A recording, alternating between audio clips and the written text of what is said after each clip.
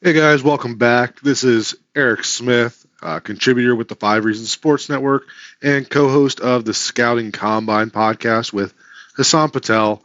In today's video, we're going to be reviewing the Week 11 offensive line grades that I have for the Miami Dolphins versus the Las Vegas Raiders. As you can see here, the overall season average so far has come out to a 8.37 in my grading. And this week came in pretty close to the average, just a little bit below. Some of the individual performances this week were pretty interesting from a grades perspective. They did continue the trend of, avoiding having a player that was, had a really low grade. So some of the players that were graded higher and some of the ones that were low as far as the offensive line for this week goes, maybe a little surprising, but as an overall performance, it was kind of similar to what they've done in the past, 4 or 5 weeks, where they don't have that one guy that's just, in the low sevens or the sixes that's really hurting their overall grade. As you can see here, five guys played the entire game again, which, we've gotten more this year than we probably did all of last year. Obviously missing Austin Jackson at the right tackle still. Rob Jones coming back helps some.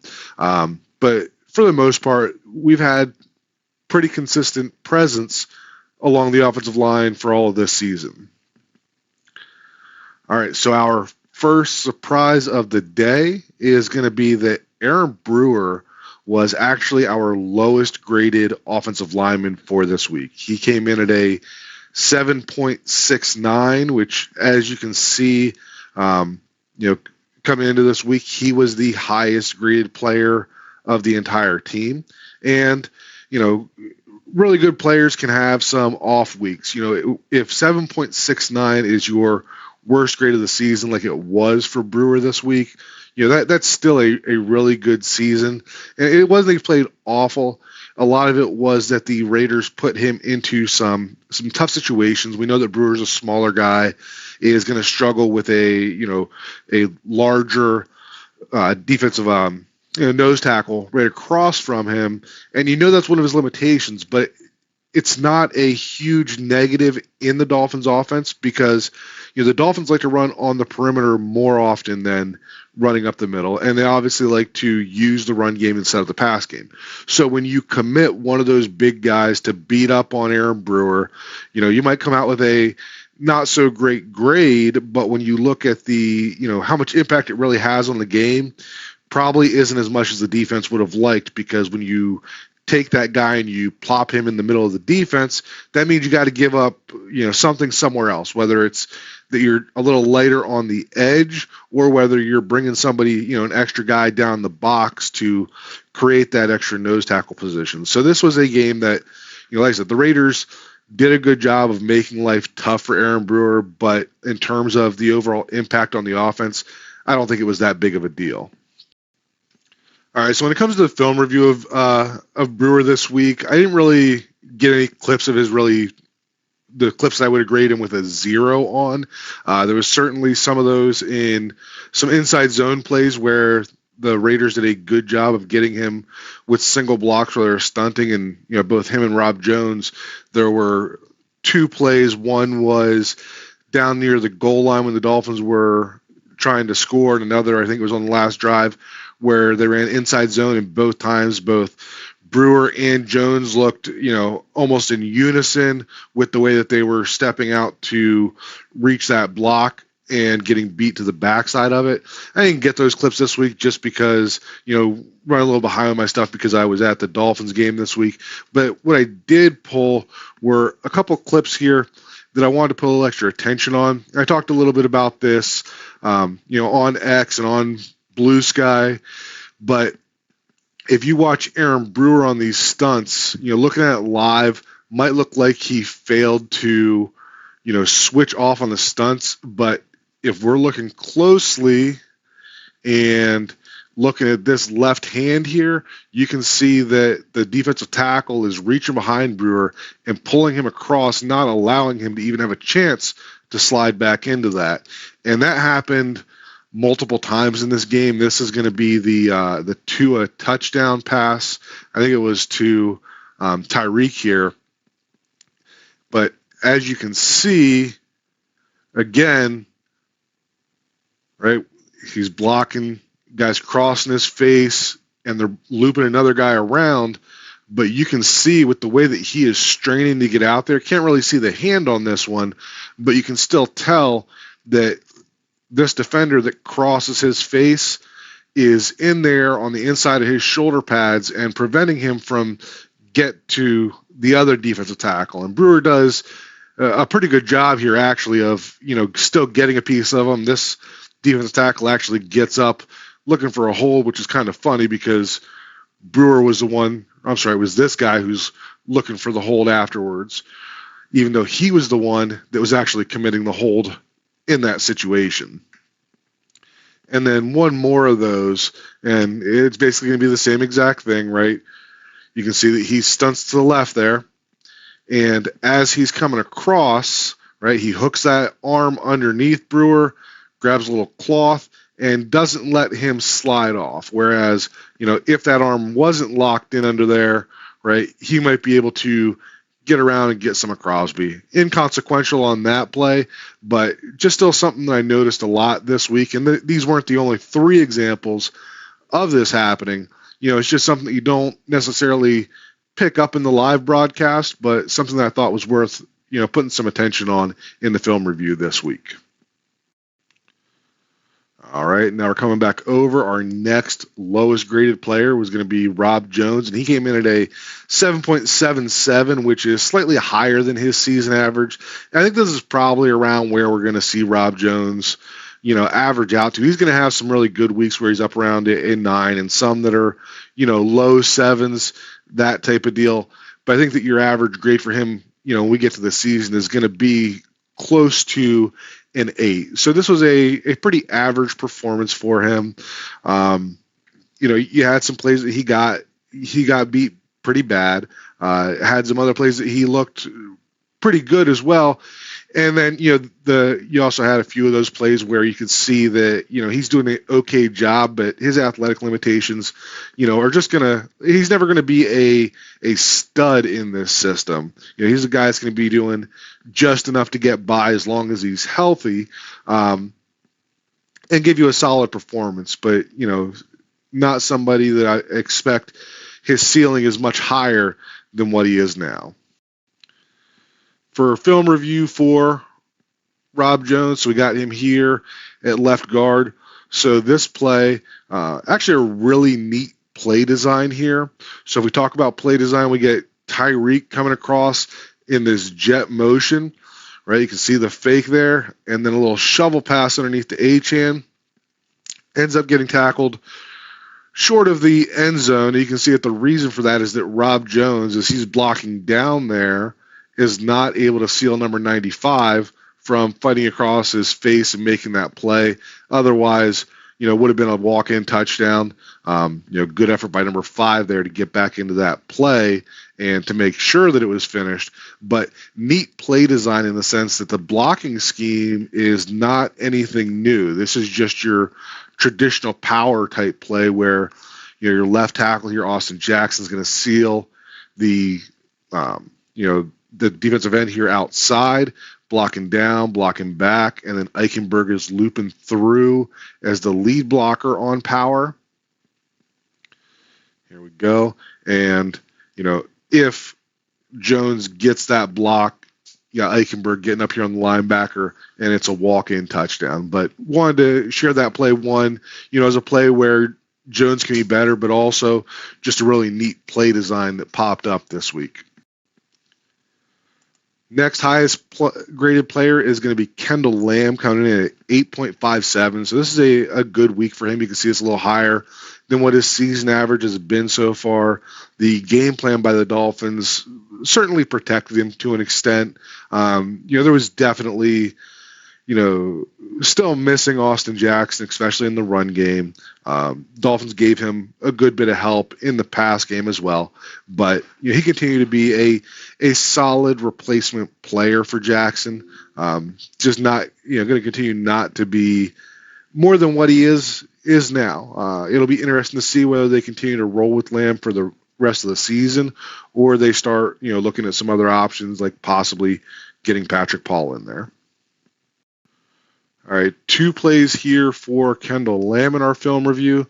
First one here is going to be a crack toss, and it doesn't look like a great play from Lamb here from the beginning, but when you start to look at this and run it through a few times, the entire play was messed up. So I think Crosby started more out here and then shifted to the inside. This is going to be a crack toss play. If the Dolphins just seem to be struggling to get going this year, the block that we're going to get is Jalen Waddle trying to, close that distance to seal him inside.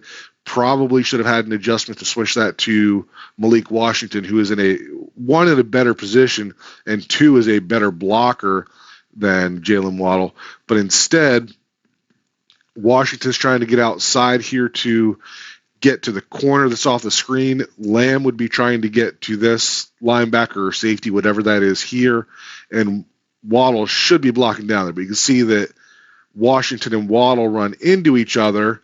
Washington almost pancakes Waddle, and Lamb recognizes that and tries to adjust to help out, right? So we end up leaving number 30 unblocked here. Washington gets a little bit of the corner, and Achane works some magic to get a solid gain out of this play. But as you can see from the beginning, the reason I'm sharing this was that if you see this in the game, might be thinking that Lamb was the one that was at fault here, but when you really put it together and see what's happening over there and what the play design was supposed to be, you can see that, Lamb adjusting is the reason that play was not a negative gain, and that they were actually able to get something productive out of it. Second one for Kendall Lamb. So this is going to be the last drive of the game, and the reason that I include this play was that, this is one of those plays where you really see how they miss Austin Jackson, because the play is blocked up pretty decently for a outside zone play. You've got the 2 tight ends over here, which was also kind of a new look for the Dolphins this week. And, Smythe and Julian Hill, right, responsible for these 2 defenders. They're getting out there. And then you've got Kendall Lamb and Liam Eichenberg responsible for this defensive tackle and the linebacker here. So watching their combo as they're going, right, Eichenberg is saying this linebacker is still inside here, so he's going to fall off. What we should have is, Lamb setting the anchor, Eichenberg blocking there, and your run lane is opening up right there. But as you can see, Lamb just isn't able to get his hips around and seal that defender, or just drive him upfield here would also be a great option there. Either one would open that lane for what could be a big gain. Ends up getting tackled for either a short gain or short loss. But, when you're at the end of the game and, you want a team to know that you're going to run at them and that you're still going to be able to do it, this is the type of play that was there. But because of, personnel changes going from Austin Jackson to Kendall Lamb, just a scenario where didn't have that, I keep saying the juice in the run game, and that's exactly the type of play where we're missing Austin Jackson still. All right, down to our final 2 here. Our second highest graded player of the week is Liam Eichenberg, coming in at 8.69. So he had a consistently good day, in my opinion. Not a whole lot of bad plays out of him. He also drew another personal foul penalty, which is, something that's, recently been well documented that he's really good at doing. But, he's been having a solid season overall. You can see that this grade is higher than what his season average has been, but definitely thought this was a good week overall for Liam. And in my pulling my clips, like I said, running behind this week, I didn't really go through and try to find different plays for individual players. But the one that I did have that I wanted to talk about for Liam is this one here. And this is going to be a inside zone to the left side. And as you can see here, we're getting Janu just sealing that defensive end outside. Teron Armstead is helping out with the combo to his corner, outside linebacker, whatever he is. And then we're going to have Rob Jones and Aaron Brewer have essentially a combo. They're responsible for those two players, but he gets outside, so you never really get into the combo. And then on the backside here, Lamb is just going to seal on the backside. They're leaving number 41 here unblocked, banking on this exit motion here, holding him, and that's going to put Liam one-on-one with this 2-eye technique defensive tackle. Now, this is a situation, and you'll hear this phrase here and there, process over results. So when you watch this play, that looks really bad, and it's not a great play, right? But at the same time, when you're looking at what we're asking Liam to do here is to get his head over to that side of the defender. So he kind of has to sell out to get there. You got to be aggressive getting to that spot. Otherwise, he's just going to stand you up and drive you into the backfield and make that play right here. So Liam going to the ground, obviously not the greatest thing. You see people talking about it every week. But process over results, right? He is taking good first steps here, right? That left foot is opening up, getting him on track. Right leg is trying to go through the crotch of that defender, and the defender swipes him off. But because Liam had good process here, him going to the backside here is taking him out of the play completely. I mean, he doesn't even touch Achane on an inside play. This is hitting on the front side A to B gap, and he's still not able to touch Achane, even though it looks, on the surface like he completely embarrassed Eichenberg. But this is a case, like I said, process over results, taking those good steps, trusting your techniques. And again, I'm not, if I was grading this PFF style, I'm not going to give him, a +1 or +2 or anything like that for this play, but I'm also not going to grade him too negatively for it also, because the process is there, and that process is what forces that defensive tackle to go to the backside and take himself out of that play completely. All right, so pretty obvious that guy at the top this week is Teron Armstead, coming in a little above his season average of 8.67. Grade this week was 8.75, and this is just, basically normal stuff from Teron Armstead. This is going to be right around where he grades every week. A lot of weeks, Aaron Brewer is just a hair higher than him. We had Austin Jackson in the lineup. He was a little bit below Teron Armstead, but, this is where Armstead is almost always at. Just having a really good season, staying fairly healthy, fingers crossed, for the first time in a while, and hope that he continues to play at the level that he is. All right, 2 plays for Armstead here in our film review. And on the first one here, I think this might have actually been the first play of the game. It was an outside zone to the right. And you can see here that Teron Armstead is slow getting there, right? We talked about in that last clip about process over results. And in that one, Liam was able to get across this defender, actually the same defender, and make him go backside. In this clip, Armstead is not able to get across that defender. And if the ball snap here, right, you can see that the defender's actually able to get a lot of penetration there. And that's, one of the worst things that can happen on a zone run is that you're getting somebody crossing your face and getting penetration here. So, this is kind of an example of, the opposite, that this would be a 0 graded play for Armstead, that he wasn't able to get his head across and stop anything there.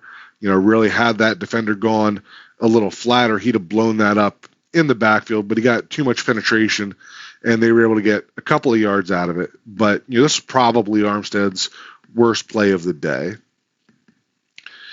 And then next one for Armstead here is going to be a good one. And, the type of play that we've come to expect from Armstead. He's done this a lot this year. And as you can see there, we're getting, an inside run, getting some inside zone action. Brewer's kind of getting stood up there. And like we talked about, not his greatest week because they did put a nose there and made life tough on him. But what you get on the backside here is one of the things that Armstead does really well, and that is that, they're doubling this defensive tackle here, and Rob Jones is the primary blocker, but Armstead does a really good job of getting in there with that right shoulder and creating movement there on his way through. And if I remember correctly, this was a short yardage situation. And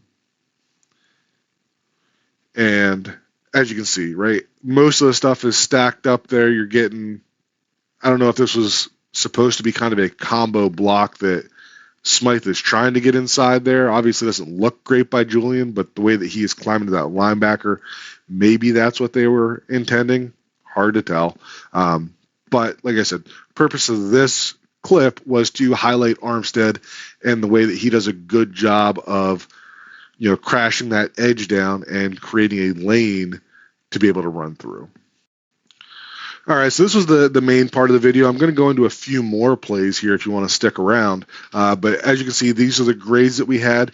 The grades look kind of similar to what we've had.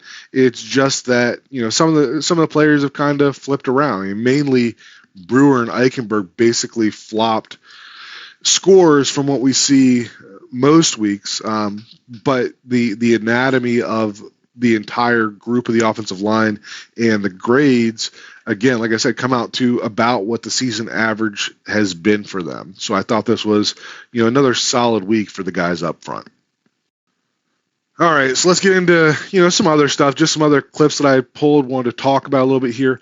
And so this one here is one of those ones that, people say that the Dolphins didn't have a great day on the ground, and it's always interesting that one or two runs can really change the perception of that.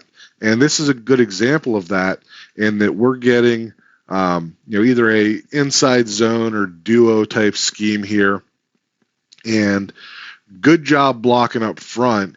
But, what you'll see here is that, look at the lane that's opening up there. And if Achane recognizes that a little earlier and gets outside of Tyreek here, or Tyreek makes that play, right, then you're suddenly looking at Achane getting to the outside here, one guy to beat, and then it's a foot race versus a safety there that, I'm going to take Achane every single time on that. But, looking where that ball snaps at the 3-yard line, right, we're talking about a ankle tackle away from being a 97-yard touchdown. And obviously, if he makes that play, if he's able to get out there and beat that corner and, takes this to the house, then we're not talking about a bad rushing day by any means from the Dolphins. So, I just felt this one was a good one to include, just to show how, one ankle tackle essentially can change the perception of what you may think that the offensive line did as a whole throughout the day. All right, and I got a couple here that, people sometimes complain that I put stuff up that, I'm excusing the offensive line, but I think it's still valuable stuff to see. Again, we look at the overall rushing numbers and we say the line didn't have a great day, but there's a lot of examples of where, a play was not successful, but, not every time that happens is because the offensive line messed that up, right? So here's another good example of that, we're running an outside zone here, and whether Craycraft is supposed to block that guy or not, looks like he's at least starting to go to that corner, right? So looks like he misses it, and maybe is just knows that there's no benefit to turning around and chasing that, so he's going upfield, right? But you can also see that, what is that, Malik Washington looks to be going to that player already. So seems to me that Trevor Craycraft is supposed to block this corner, right? And you can see the way that if that corner is blocked, we're getting good push the rest of the way, and that if Craycraft blocks that corner, we're getting Achane down this lane and able to read that Malik Washington block for potentially a touchdown here that instead turns out to be a no gain type of play. So everything on the offensive line here is good, but something's happening out here that is causing this play to fail. Next one here, same idea, right? So this is going to be a outside zone to the left. And, as we're looking at how these combinations work, right? So Waddle's getting out of here. You're going to have Julian Hill, Janu Smith. They're responsible for these two defenders right there. And then you're going to have Armstead and Jones responsible for the defensive tackle and the middle linebacker. As you'll see, Jones able to get him to the ground, Armstead climbing, right? And now you've got your 2v2 right there. And,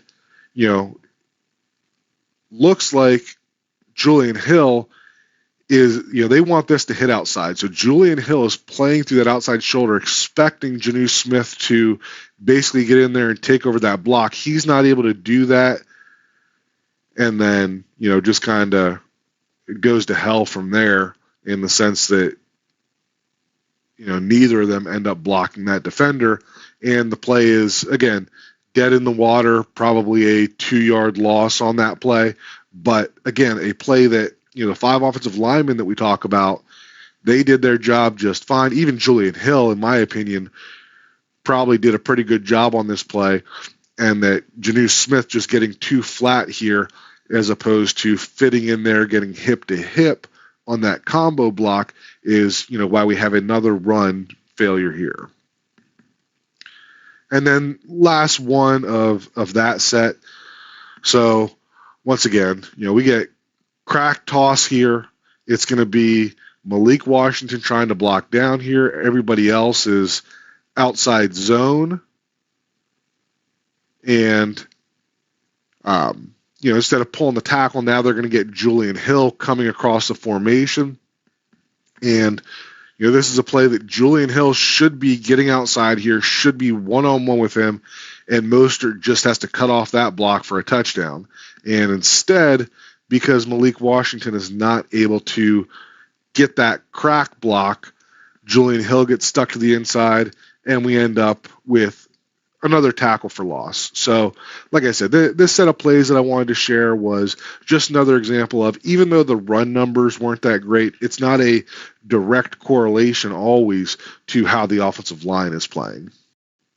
All right, if you're still with me today, appreciate it. If you've watched my videos over the last several months, you've probably figured out that I'm a X's and O's junkie when it comes to stuff in the run game. Find it very interesting, the X's and O's and the execution in the run game. So this play here, right, a defense's goal, if they can't just physically beat you, is to create conflict. And this play, the Raiders do a really good job of that. So if you look here, you've got a safety who would have started back there, and this is pretty close to the snap now, probably waited for all the calls we made and then creeps down into the box. And that's going to create a conflict at the point of attack when we're trying to run a outside zone play to the left here. The blocking assignments here are not rocket science. I mean, I'm a high school coach sitting at home here looking at this stuff weekly, and I'm able to understand the covered and uncovered principles. Like I said, take him out of the equation right now, because he would have started back here and then crept up. So, using covered, uncovered principles, you would have these two guys comboing there up to that backer there. Over here, right, covered, and then uncovered, and we're going to be here, and they would work to that linebacker. Liam Eichenberg is going to be solo here, and then they decide to leave this linebacker unblocked, right? You've only got so many numbers, and we're just going to seal the backside here and make sure that Crosby doesn't get in there to make the play. So as the play starts to go, you can see that that motion kind of pulls that linebacker out a little bit. That helps out, right?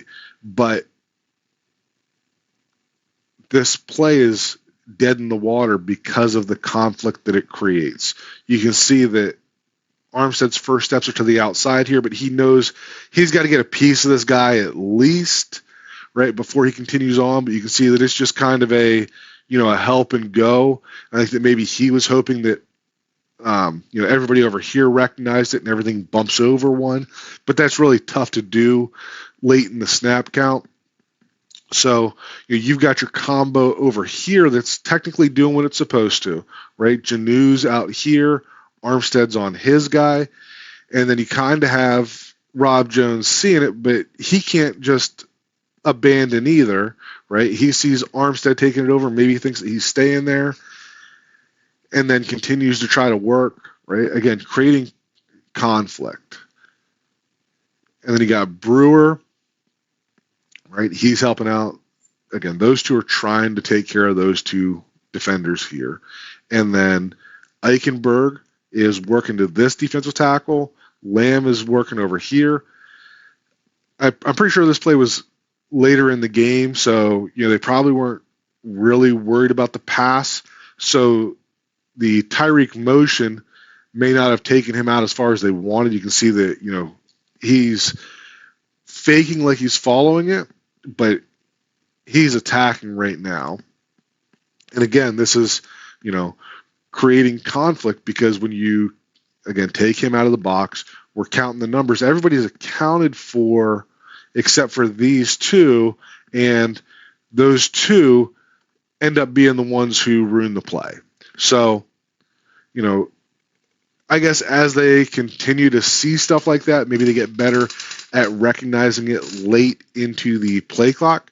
But I just thought that from an X's and O's perspective, when you're looking at the way the defenses are going to play the Dolphins, this is the type of stuff that you can see that can create conflicts in the assignments and, ruin a play that may have otherwise, looked pretty good, 5 seconds ago before the safety starts walking up. And obviously the counter to this is that, you've got 1, 2, 3, 4, 5, 6, 7, 8 guys that are all committed to the run game versus 6 blockers here.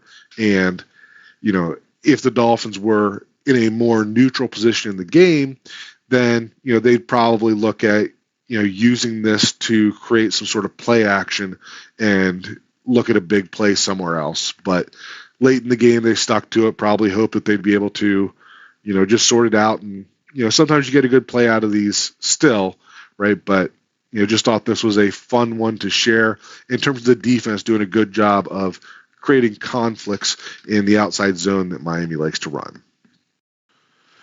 All right, that's going to do it this week. I thought this video was going to be a little shorter just because I was kind of behind in getting my stuff together, but I think this is probably going to end up being one of the longer weekly reviews that I had. Appreciate you guys watching as always. If there's anything that you want to add to the conversation, feel free to leave a comment below.